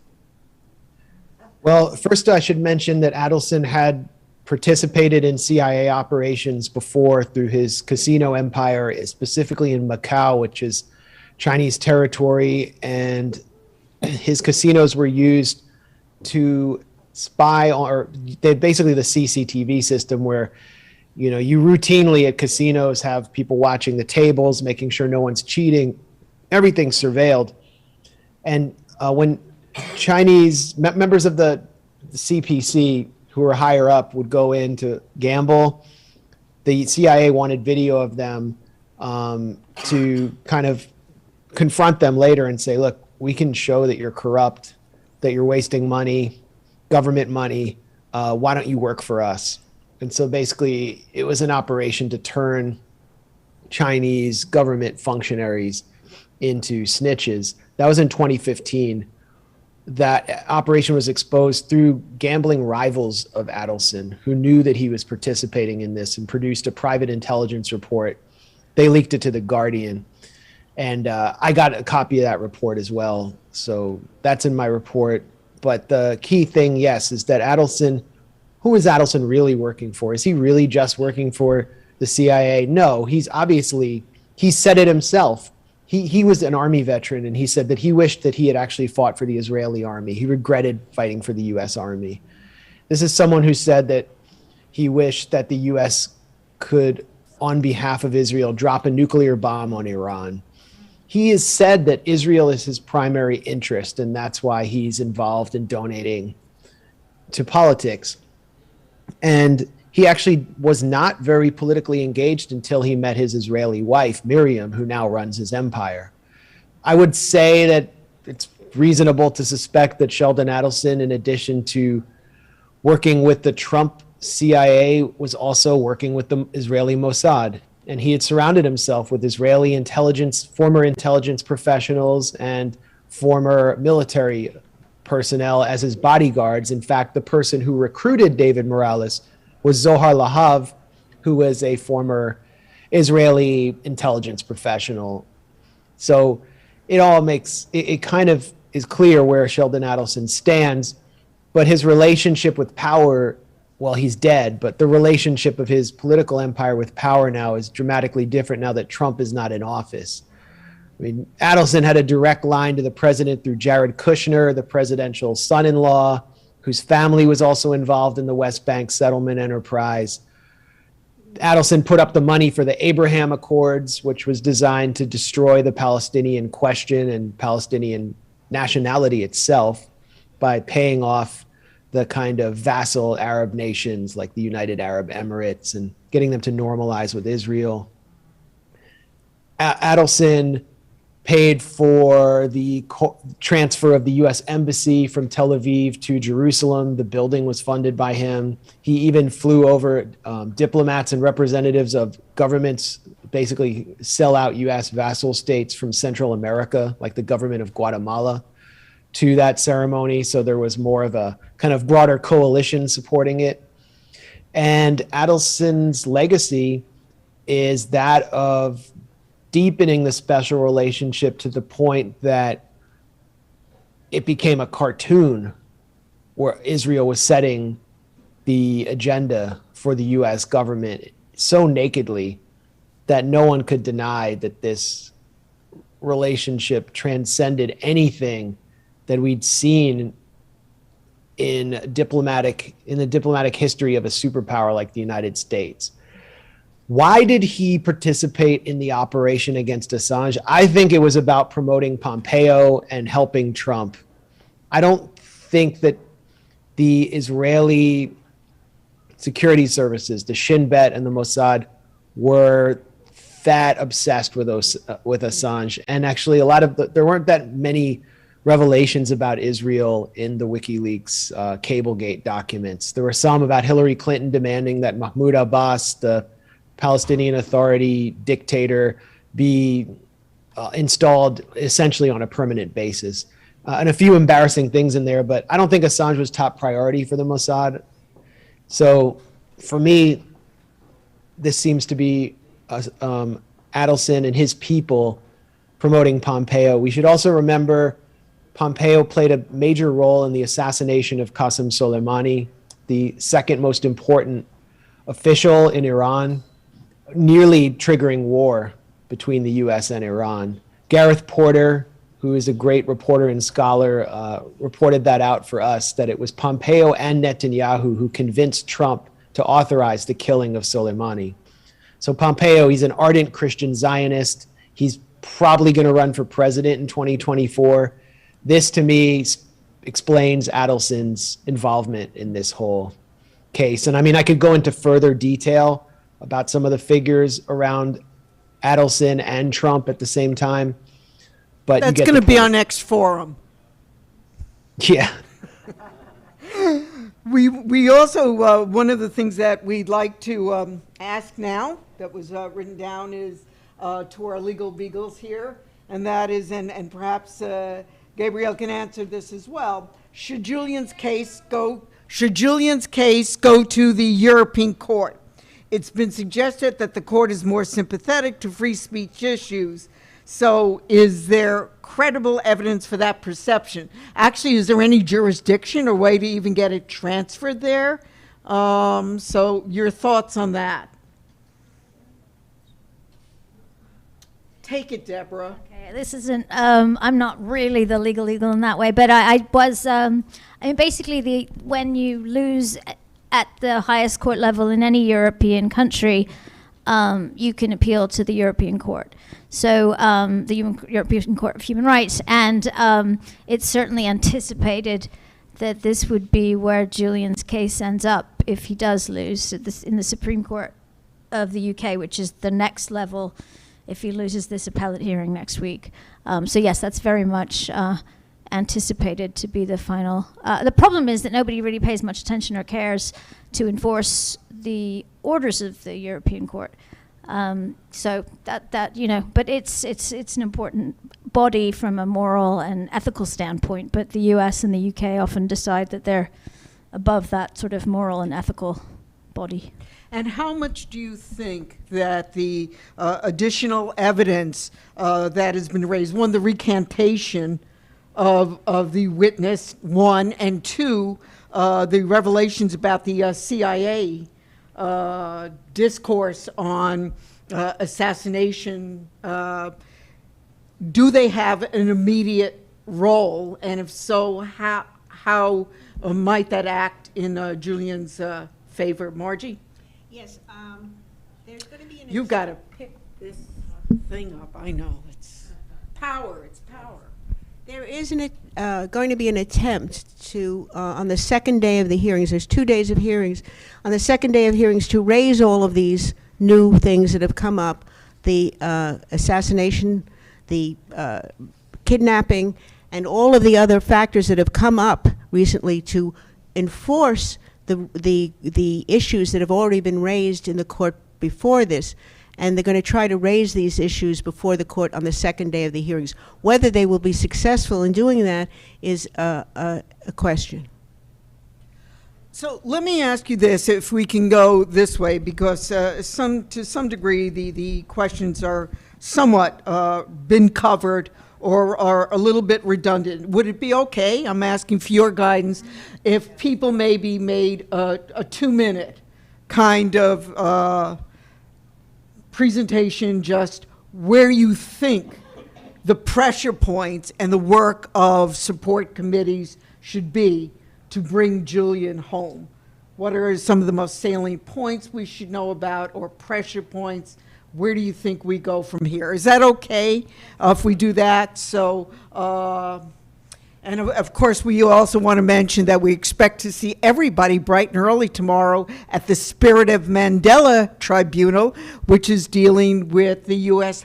persecution and prosecution of political prisoners. And we will be there, no doubt, to raise also the political prisoner, Julian Assange.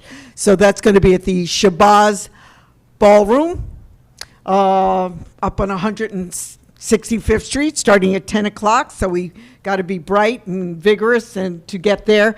You can also check it out online if that suits you more. But so why don't we maybe start as we began with Gabriel and with Max, and then we'll just switch our lawyers around and give us your kind of 2 minutes. What is it?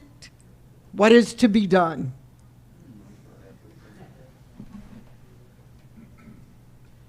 Because we have to get you all together within the next, I would say, 2 months for a major celebration at the People's Forum when we bring Julian home. Who are we going to bring home? Julian. All right, take it, my friend. Yeah, well, I mean, the latest letter is a great launching point, you know, from the ACLU and those 25 organisations. I think there's an organisation added on, so it's 25 instead of 24 now. So I think that is a great launching point to talk, you know, I keep harping on about this, about talking to your representatives, you know, taking that to them, you know, saying, look, these 24 press freedom and human rights organisations all see the threat this poses to press freedom and democratic rights. You know, why aren't you doing anything about it? I think that's a... Gabriel, I don't know if this would help. Maybe if you move closer to the microphone, the sound is a bit fuzzy. How's that? Is that better? That certainly is, yes, thank you. Yeah. Yeah. So there's been some success with the, you know, some supporters in Massachusetts. They, you know, put together a petition and were able to get a meeting with one of their senators. So, you know, which they brought up these press, you know, the letter from the press freedom groups and things like that. So I think that's a very important launching point, you know, to build on that letter that's gone into Garland in the last few days. And by the way, this is just was handed to me. Oh my goodness. Okay. Wow. Several treatises. Max, I'm going to give you this, and maybe you can just end with your 2 minutes here. Max Blumenthal, can you speak to the International Monetary Fund's role in Ecuador's betrayal of Assange? Well, there's no confirmation but it seems fairly obvious. I mean, it's very clear the U.S. can control the strings of the IMF, as we saw when they denied a loan to Venezuela under the Trump administration, and we saw the way that Biden boasted, you know, because he has no filter when he went to on his first trip to Kiev in 2015 after the Maidan coup, that he arranged an IMF loan. I mean, that the IMF is just the US. And so you had Lenin Moreno, this turncoat who was the former VP to Rafael Correa, another figure who was spied on by UC Global, and his whole family was spied on. And I interviewed Rafael Correa in Caracas last year, and we spoke about this. So you can watch my interview with him on our YouTube channel if you want to learn more. But Lenin Moreno was basically installed to undo everything that Correa had achieved. And part of that meant securing an IMF loan and accepting massive amounts of austerity. And the loan was dangled before Moreno, right before around the time that Assange was arrested. So obviously this incentivized the arrest, I would say. But Moreno, I think, had already forfeited Ecuador's sovereignty. And Olabini, who is a friend of Assange, also a cyber activist, was arrested in Quito the same day that Assange was arrested. And Olabini's name was on the CIA's, what I would call their hit list, that was supplied to UC Global on figures to target. And Bini was blamed for all matters of things in Ecuador, including just exposing all these corruption scandals that had happened under Moreno's watch, and was held incommunicado. Amnesty International declared him a prisoner of conscience. I believe he's out now. But this story, I mean, there's so many levels to it if you go down the rabbit hole, and it really shows just, again, a Hollywood film could be made about it, several books could be written, but it exposes U.S. empire in a very, very unflattering way. And Ecuador is a really important angle there. So I would just say in my closing 2 minutes, I'll try to make it more like 30 seconds, that more reporting is needed. There's certainly more reporting to do. Alternative media, what we call alternative media, and I would just, let's call it reality-based media, or better, independent media, has performed really well around this case because corporate media has refused to do any reporting in the past few years.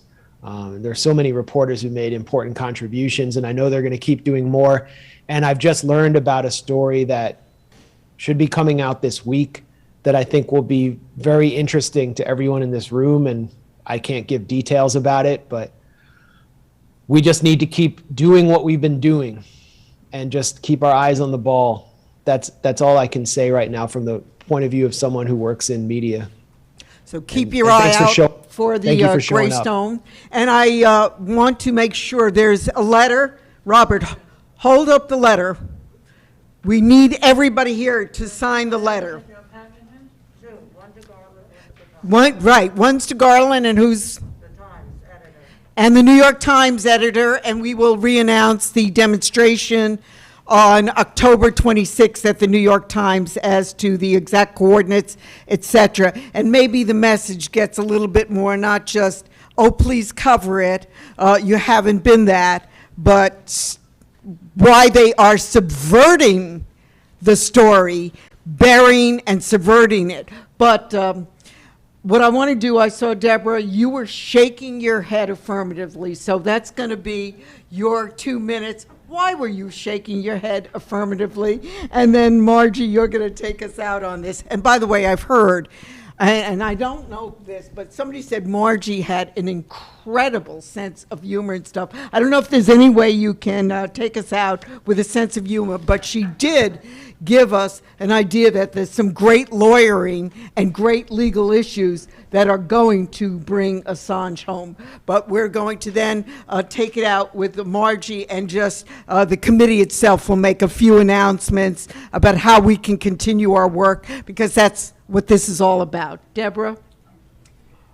I don't remember why I was nodding my head. Everything. You were so enthusiastic. Well, everything that Gabriel and Max said was really great. But I mean, I think what's most important is that the DOJ, the Department of Justice, drops the extradition proceedings. So anything that we can do in the United States to make that happen, or encourage that to happen, by political pressure, by embarrassing Merrick Garland into doing it, by calling your local representatives, your senators, your congresspeople, doing everything you can to do what the media really isn't doing, and bringing attention to this case and how important it is for the future of press freedom. And unfortunately, this isn't a comedy show. We have one of those coming up on Sunday, but I'm going to save Margaret from having to do a comedy act, because I don't think she's going to want to do that. On the NSA? Yeah. No, on Sunday there's a comedy. No, I know that, but Oh. I want to know the content. Oh, well, you have to come on Sunday and see. Okay, where do we have to go? Well, it's sold out, but you have to go online. It's being live streamed, so I'm sure that anyone who's on the list of Assange defense will get the link, or contact me. I can give it to you. But Margaret will be there on the panel, but she's not a joke teller, I don't think. I don't know. She looks skeptical about that, Margie. Margaret Ratner Kunstler. Is that true? Well, I did go up on the last comedy show, but I really was not a comic. I just informed people about a couple of things that were happening. But I do think, I know that this is a pipe dream, but much of this is a pipe dream. But, I believe that people on the street is what accomplishes things.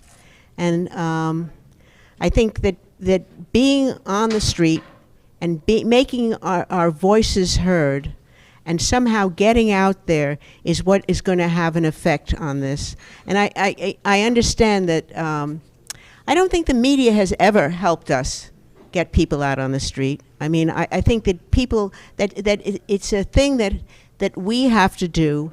It is so powerful that it frightens the powers that be.